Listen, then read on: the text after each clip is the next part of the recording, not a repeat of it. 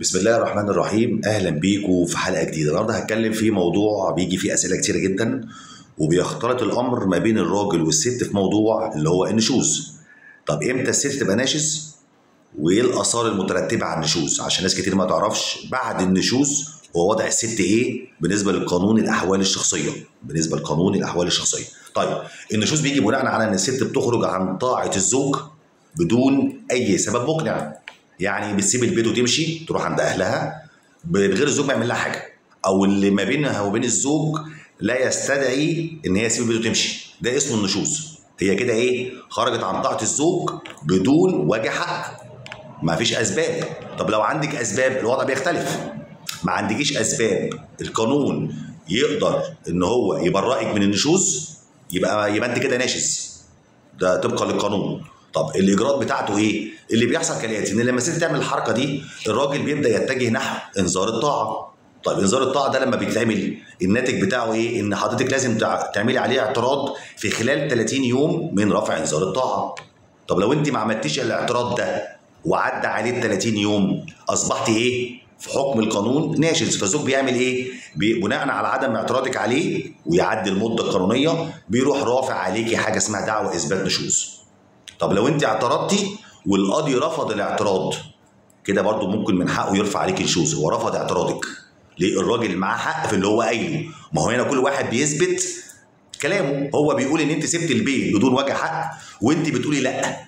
طب ايه اللي بقى؟ فالقاضي بيعمل تحقيق ما بين الطرفين هنا، يشوف هنا بقى الوضع هنا ايه، يجيب شهود وانت بتجيبي شهود، وكل واحد بيقدم لو عنده دلائل او حاجات اثباتات ماديه. اي حاجه تثبت. انت بتقولي مثلا بيضربني، عامله محاضر مثلا، اصله طردني من البيت بدون ما اعمل له حاجه، انا مش عارف ايه، اثبت من الجيران الشهود. نبدا نخش مرحله الاثباتات. هو يثبت كلامه وانت تثبتي كلامك، وبعد كده القاضي بيحكم. لو وافق على الاعتراض يبقى هو كده الراجل عمل انذار الطاعه ايه، خلاص، وانت كده تمام. القاضي وافق على انت صح، انت من حقك تسيب البيت. ساعتها هو هيبقى ملزم ان هو يصرف عليكي. هو طبعا كده النفقه ممكن تترفع من قبل انذار الطاعه. انت كنفقه ليكي انت والاولاد لما بتسيب البيت ممكن ترفعيها في اي وقت، قبل الانذار او بعد الانذار عادي، ملوش علاقه بالانذار. بس الانذار ده لو القاضي توافق عليه واصبحت ناشز فالنفقه بتاعتك هتقف. النفقه بتاعتك انت بس، الاولاد ما لهمش دعوه.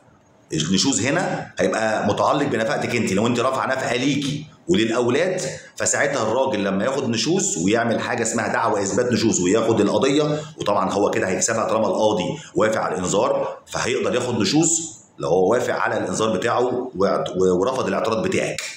ساعتها هيقدر ان هو يوقف النفقه بتاعتك انت بس. هي دي بقى النقطه اللي الناس مش فاهماها. هو لما يحصل نشوز ايه الحاجه اللي بتتمنع عن الزوجه؟ لو انت على ذمته، طبعا على ذمته، وحصل نشوز، الحاجه اللي هتبدا تخسريها نفقتك الشخصيه. النفقه بتاعتك، النفقه اللي هو النفقه الاكل واللبس، ما انت رافع عليه نفقه الزوجيه وصغار ومسكن مثلا، ما انت سايبه البيت، فانت ممكن ترفعي مسكن وانت على ذمته، بيحصل وبيتوافق عليها، تمام، وانت على ذمته ومطروده، فبتاخدي منه نفقه ان انت سايبه البيت ومعاكي الحق والقاضي وافق على الاعتراض بتاعك، فبترفعي ده. هو الزوج اعترض او الزوج عمل الانذار فربنا كرمه مثلا وكسبه، فانت كده نفقتك انت اللي هتقف، لكن نفقه الاولاد زي ما هي شغاله ملهاش دعوه، والقايمه ملهاش دعوه خالص. انت نفقتك بس اللي بتقف، انت عزيمته. طب لو حصل الطلاق خلاص، على حسب بقى الطلاق حصل ازاي. حصل خلع فانت بتنازله عن حقوقك. حصل طلاق، هو طلقك مثلا خلاص عشان تخلص الموضوع على الابراء، اوكي، طلقك بقى خلاص، الموضوع منتهي. هو بقى هيديكي حاجه من حقوقك مش هيديكي، دي بتاعته. ما طلقكيش هتفضلي عايشه كده، نفقه للبنت او لاولادك والقايمه وبس، وانت حاجتك الشخصيه كلها متعلقه.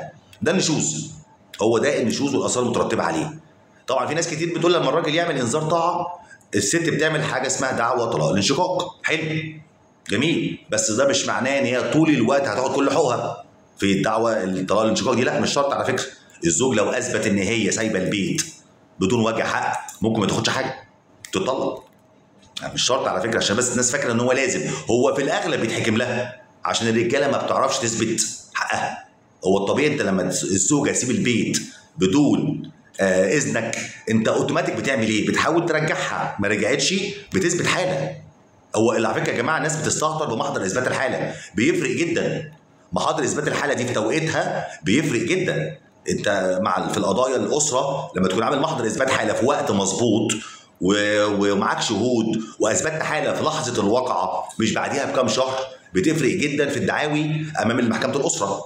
خلي بالك لما انت تعمل محضر اثبات حاله ان سابت البيت وخدت العيال بدون وجه حق ومن غير علمي ومن غير ما اعمل حاجه، وتاخد معاك 2 شهود من الجيران، ويفضل طبعا من الجيران عشان هم يبقوا يعني حاضرين الاحداث، فساعتها بيفرق معاك جدا. دي لحظه الواقعه بالظبط، وقت ما سابت البيت، انت ما استنيتش. هي بقى اي حاجه هتعملها بعد كده انت وقتك قبليها، فطبيعي الكلام بتاعك انت يبقى ليه المصداقيه اكبر في التصرف. انت توقيتك كان مظبوط. ناس كتير ما بتهتمش بالمواضيع دي، بتفرق جدا على فكره محاضر اثبات الحاله في بعض الاوقات في توقيتها، لما يكون توقيتها مظبوط مع الواقعه. اجري عن اسم اعمل محضر اثبات حاله باي واقعه بتحصل لي، اهم حاجه التوقيت. انا امتى بعمل المحضر؟ مش بعد الواقعه بفتره اروح اعمل محضر اثبات حاله. طب ما هو يكون هو بقى عمل اللي عمله ورفع ودخل محاكم وخرب الدنيا. لا، انا ابدا من بدري كده واظبط نفسي. دي لو هي خارجه بدون وجه حق، مش تبقى انت عامل مصيبه سودة على يعني وخارب الدنيا وتقول اعمل محضر اثبات حاله وانت خارب الدنيا والجيران شايفين مثلا والجيران شاهدين عليك مثلا. لا، يبقى في ما يرضي الله، اتعامل بما يرضي الله. اعمل ده لما تكون فعلا هي سايبه البيت بوجه حق. والست مش اي مشكله تحصل تسيب البيت، لازم يبقى البيت عندك رقم واحد. ده بيتك انت وعيالك. الزوجه ده بيتك انت وعيالك، ما تسيبوش بالسهوله دي ايا كانت المشكله. لا، انت قاعده في البيت وهو الراجل لو هو غلطان وعمل حاجه وانت متضايقه منه هو اللي يمشي، انت ما تمشيش. انت قاعده في بيتك معززه مكرمه بعيالك، انت مراته، هو عمل غلط، الست تروح سايبه بيته ماشيه. طب انت كده عملت ايه؟ ايه الفكره؟ ما انت كده خسرانه ومحاكي وجع قلب. لو قعدت في البيت هتجبريه هو يحترم نفسه. على الرغم ان انا حصل منه مشكله، انت ما سبتيش البيت وقاعده بعيالك وعادي وهو اكنه مش موجود. ايه المشكله؟ بس ما تسيبيش البيت. ده حل احسن، يحل المشكله اسرع ويخلي الراجل يحس بغلطته لو غلطان في حقك. على فكره الراجل لما يتخانق مع مراته ويلاقيها ما تسيبش البيت وهو يبقى الغلطان ويلاقيها قاعده في بيتها ما بتسيبوش على الرغم من المشكله اللي ما بينهم، دي مش قليله ولازم الراجل يقدرها، والراجل بيقدرها على فكره. لكن حركه ان انت تسيب البيت مع اي مشكله تحصل من غير علمه بتضايق اي راجل في الدنيا، فغضبه بيزيد فالموضوع بيكبر. فدي نصيحتي للزوجات، مش مع اي مشكله تسيبي بيتك. اقعدي في بيتك معززه مكرمه، وهو لو غلطان هو اللي يمشي ويفضل يصرف عليك عادي لحد ما يشوف هو غلط ويعملوا ايه ويعالجه لو هو غلطان في حقك. جريانك من البيت دوت ما بيحلش حاجه على فكره، بيكبر الدنيا اكتر. وبدل الموضوع ما كان ما بين اتنين هيبقى ما بين لا اله الا الله، وبعدين احنا ما حلناش حاجه والموضوع هيكبر والبيت هيخرب. لكن بتفضلي في بيتك مهما كانت المشكله هتتحل على فكره.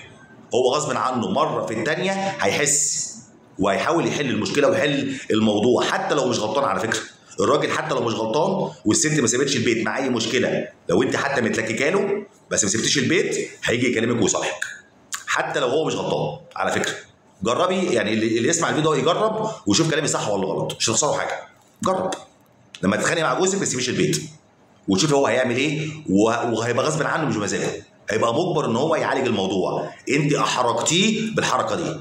يا رب الفيديو يكون عجبكم، ودي نصيحه في اخر الفيديو كده حبيت اقولها للراجل والست في جزئيه الخناقه وسيبان البيت.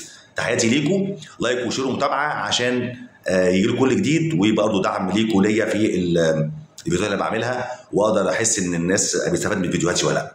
تحياتي ليكم، اشوفكم على خير.